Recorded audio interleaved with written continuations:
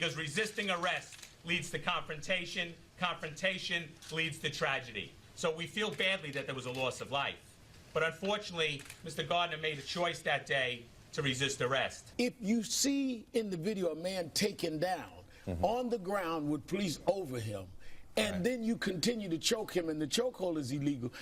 All right, ladies and gentlemen, I played that soundbite purposely twofold. One, it was the first person you saw in there was my next guest, president of the New York City PBA, Patrolmen Benevolent Association, Pat Lynch, but also Al Sharpton was giving erroneous information there. He referred to the chokehold. And again, I'll say so-called chokehold all the time because I've had police officers tell me that that was not a chokehold. But Al Sharpton then said it was illegal. It's not illegal, even if it was a chokehold. So misinformation, disinformation. Pat Lynch is with us. Steve, always my a pleasure. friend, it's so good to see you. And I got to tell you, you know, I don't know how the cops in New York City and elsewhere, but let's talk about New York City, are dealing with this. First of all, the grand jury saw so much over 9 weeks, 60 exhibits, 50 witnesses. I'm sure doctors talked to them, etc. For all we know, they determined that it was not a chokehold. They determined that Garner's health played a 90% role in his death. We don't know what the grand jury saw. So how could everybody be an expert in sitting in judgment on what the grand jury did? Well, that's the question. You have a whole grand jury, mixed race grand jury, mixed gender grand jury, sitting there at a table like this, looking impassionately, what they should do, at just the evidence, not the emotion of the street. Look, no one will dispute that it's a terrible tragedy when there's a loss of life. And we don't just say that. We mean that. We're police officers. We go out to preserve life. But many times in our business, there's a tragedy. But those grand jurors sat there and looked at all the evidence, all those witnesses, the medical examiner's report. If he had died from a chokehold or choking, it would have been asphyxiation. That's not what he passed away from. There were other factors that led to his death that day. So we're now questioning the grand jury, even though they actually looked at the facts and we didn't. Right. First of all, chokehold. From what you saw on the video, and I guess, I don't know if you've talked to the police officer involved, was that a chokehold? It was a takedown maneuver. Remember, it's a shorter person taking down a larger man to the street who said, I'm not going, and resisted arrest. Now, we can't walk away. But it's one arm under his arm and another around his shoulder, bringing them down to the ground.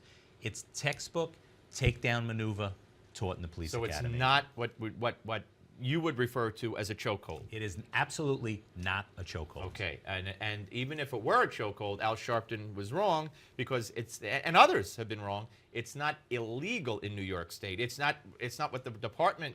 You might be penalized from the department. It's not procedure, but it's not illegal in New York State. It's against guidelines within the police department, not the state penal law. All right, I want you to hear cut 20. This is, I believe, going to be Eric Garner's wife. She was on Meet the Press, and she made kind of a stunning admission here. Give a listen and watch. I feel that he was murdered unjustly. I don't even feel like it's a black and white thing, honestly. In my opinion, I really don't feel like it's a black and white thing. I feel like it's just something that he continued to do, and the police knew. They knew. It wasn't like it was a shock. They knew.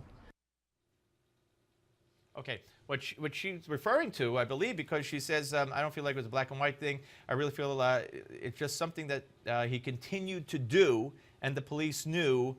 They knew. It wasn't like it was, in other words, the selling of the cigarettes, because that's what she went on to talk about. So, but for her to say in front of Al Sharpton that it wasn't racial, I mean, to me, let's stop at that for a second. That's a huge admission and doesn't speak well for any investigation that the Attorney General might be looking to indict him on for civil rights violations. Look, Al Sharpton tries to exploit every tragedy, and he takes regular working folks and he tries to go in there and bring his advisors in. But here's a woman that's saying, I don't think it was a black and white thing. Yeah. And you know what? It wasn't. It was the community calling, saying there's a problem on this corner, and the police officers responding. Yeah. Exactly, who pay their taxes, who have overhead. So there's a problem there in that community. It wasn't just one call. It was multiple calls, multiple complaints. They came to the community council meetings and complained. So we can't pick and choose where we go.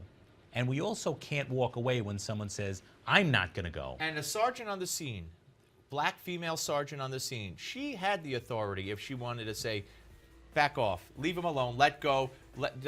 She had authority over those patrolmen, correct or no? There were supervisors there. Yeah. What's also getting lost is that there were conversations first. Yes. They didn't leap right into Right. us. And we're talking about a person that's been arrested for this 30 infraction times. before. But she could have stopped it. She could have Absolutely. Okay. Absolutely. All right. We're coming back with Pat Lynch, the mayor of New York. We'll talk about him and more. Don't go away.